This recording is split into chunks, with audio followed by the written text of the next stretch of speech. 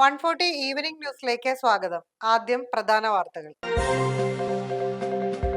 ബംഗളൂരിൽ നിന്ന് MDMAയുമായി കാറിൽ വന്ന 2 പേർ പിടിയിൽ.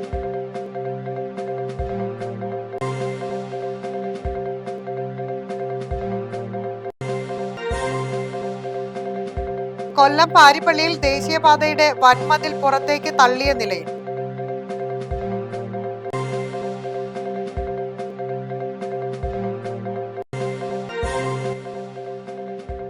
തെരുവ് നായ കുറുകെ ചാടി സ്കൂട്ടർ യാത്രികനായ വിദ്യാർത്ഥിക്ക് ദാരുണാന്ത്യം. അമ്മയ്ക്ക് പരുക്ക്.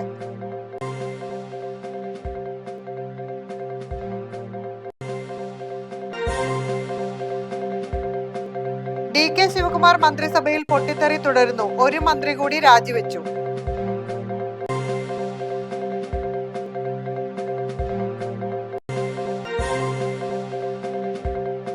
മഴ ശക്തമാകുന്നു. 4 ജില്ലകളിൽ മുന്നറിയിപ്പ് നൽകി കാലാവസ്ഥാ വകുപ്പ്.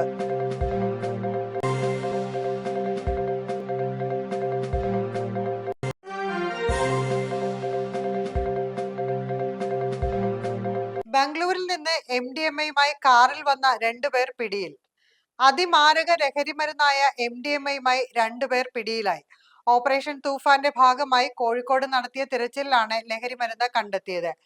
അരക്കിണർ ഭാഗത്ത് കാറിൽ കടത്തുകയായിരുന്ന 50 ഗ്രാം MDMAയുമായി കോഴിക്കോട് മുഖദാർ നൈനാം വളപ്പിൽ NV അബ്ബാസ്, കോഴിക്കോട് പള്ളിക്കണ്ടി ചെമ്മീൻ കുഴിക്കൽ പറമ്പ് സമീർ മൻസിലിൽ SP സക്കീർ എന്നിവരാണ് പിടിയിലായത്. സിറ്റി ഡാൻസ് ഓഫും ബേപ്പൂർ പോലീസും ചേർന്നാണ് ഇവരെ പിടികൂടിയത്. പിടിയിലായവരെ പോലീസ് ചോദ്യം ചെയ്തു വരികയാണ്. ബംഗളൂരിലെ ലഹരിമരുന്നിന്റെ ഉറവിടവും കോഴിക്കോട് എത്തിച്ച ശേഷം ഇത് ആർക്കെല്ലാം വിൽപ്പന നടത്തും എന്ന് മനസ്സിലാക്കി അന്വേഷണം ഇവരിലേക്കും വ്യാപിപ്പിക്കുമെന്നാണ് പോലീസ് അറിയിച്ചത്.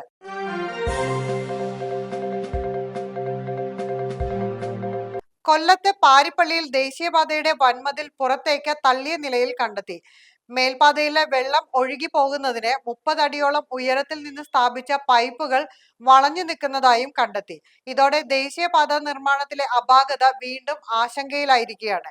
തിരുവനന്തപുരം ഭാഗത്തു നിന്ന് കൊല്ലം ഭാഗത്തേക്കുള്ള പാതയിൽ അമൃത സ്കൂളിനും പാരിപ്പള്ളി ജംഗ്ഷനുമിടയിൽ മേൽപ്പാലം അപകടകരമായ അവസ്ഥയിലാണെന്ന് നാട്ടുകാരുടെ പരാതി. സ്കൂളിന് പരിസരത്തെ മേൽപാത പുറത്തേക്ക് തള്ളി നിൽക്കുന്നത് വൻ അത്യാഹിതത്തിന് കാരണമാകുമെന്നും നാട്ടുകാർ പറഞ്ഞു.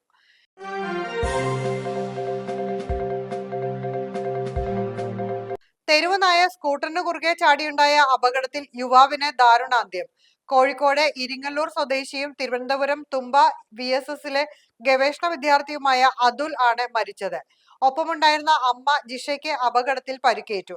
അമ്മയെ സ്കൂട്ടറിന് പിന്നിലിരുത്തി പോകുന്നതിനിടെയാണ് അപകടമുണ്ടായത്. പെട്ടെന്ന് റോഡിന് കുറുകെ ചാടിയ നായയെ ഇടിച്ച് സ്കൂട്ടർ നിയന്ത്രണം വിട്ട് ഇരുവരും റോഡിലേക്ക് തെറിച്ചു വീഴുകയായിരുന്നു. വ്യാഴാഴ്ച രാത്രി 9:45ഓടെയായിരുന്നു അപകടം. ഉടൻ തന്നെ സമീപത്തെ സ്വകാര്യ ആശുപത്രിയിൽ എത്തിച്ചെങ്കിലും അതുലിന്റെ ജീവൻ രക്ഷിക്കാനായില്ല. വീഴ്ചയുടെ ആഘാതത്തിൽ അതുലിന്റെ തലയ്ക്കാണ് ഗുരുതരമായി പരിക്കേറ്റത്.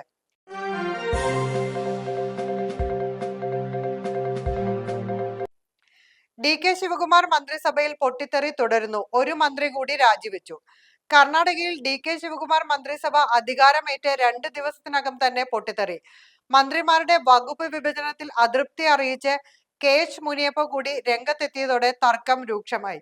ഏറ്റവും സീനിയറായ തന്നെ അവഗണിച്ചെന്നാണ് മുനിയപ്പ പറയുന്നത്. ഭക്ഷ്യ സിവിൽ സപ്ലൈസ് വകുപ്പാണ് മുനിയപ്പയ്ക്ക് നൽകിയിരുന്നത്.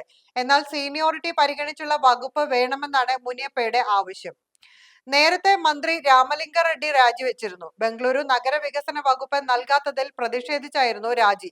പുതിയ മന്ത്രിസഭ രൂപീകരിച്ച ദിവസങ്ങൾക്കകമാണ് പൊട്ടിത്തെറി ഉണ്ടായിരിക്കുന്നത്. മന്ത്രിസ്ഥാനം നൽകിയതിന് നന്ദിയെന്ന് രാമലിംഗ റെഡ്ഡി വാർത്താ സമ്മേളനത്തിൽ പറഞ്ഞു. മനസാക്ഷിക്ക് വിരുദ്ധമായി പ്രവർത്തിക്കാൻ ആകില്ലെന്നും MLA ആയും പാർട്ടി പ്രവർത്തകനായും തുടരുമെന്നും അദ്ദേഹം പറഞ്ഞു. സംസ്ഥാനത്തെ മഴ ശക്തമാകുന്നു. നാളെ വടക്കൻ ജില്ലകളിൽ റെഡ് അലർട്ട് പ്രഖ്യാപിച്ചിട്ടുണ്ട്. ഈ സീസണിലെ ആദ്യ റെഡ് അലർട്ടാണ്. മലപ്പുറം, കോഴിക്കോട്, വയനാട്, കണ്ണൂർ, കാസർഗോഡ് എന്നീ ജില്ലകളിലാണ് റെഡ് അലർട്ട്. ഇടുക്കി, തൃശൂർ, എറണാകുളം, കോട്ടയം, പാലക്കാട്, പത്തനംതിട്ട ജില്ലകളിൽ ഓറഞ്ച് അലർട്ടും ആലപ്പുഴ, കൊല്ലം, തിരുവനന്തപുരം ജില്ലകളിൽ മഞ്ഞ അലർട്ടും പുറപ്പെടുവിച്ചു. സംസ്ഥാനത്ത് മഴ ശക്തമായി പെയ്യുകയാണ്. കോട്ടയം അമ്മഞ്ചേരിയിൽ കനത്ത മഴയിൽ വീടിന്റെ മേൽക്കൂര ഇടിഞ്ഞു വീണു. കാഞ്ഞിരംകാലയിൽ ബിനോയ് മാത്യുവിന്റെ വീടാണ് തകർന്നത്. വീട്ടിലുണ്ടായിരുന്ന 3 പേർക്ക് പരിക്കേറ്റു. ഇവരെ തെള്ളകത്തെ സ്വകാര്യ ആശുപത്രിയിൽ പ്രവേശിപ്പിച്ചു. പരിക്ക് ഗുരുതരമല്ല. കോഴിക്കോട് നഗരത്തിൽ രാവിലെ ഉണ്ടായ കനത്ത കാറ്റിൽ പലയിടങ്ങളിലും മരം കടപുഴകി വീണു. തിരുവനന്തപുരത്ത് കരമനയാറ്റിലും മണിമലയാറ്റിലും പ്രളയ സാധ്യതാ മുന്നറിയിപ്പ് പുറപ്പെടുവിച്ചിട്ടുണ്ട്. ജലനിരപ്പ് ഉയരുന്നതിനെ തുടർന്ന് കേന്ദ്ര ജല കമ്മീഷനാണ് മുന്നറിയിപ്പ് നൽകിയത്. ഈ നദികളിൽ ഇറങ്ങരുതെന്ന് നിർദ്ദേശം നൽകിയിട്ടുണ്ട്. തീരത്തോട് ചേർന്ന് താമസിക്കുന്നവർ ജാഗ്രത പാലിക്കണമെന്നും മുന്നറിയിപ്പിൽ പറയുന്നു.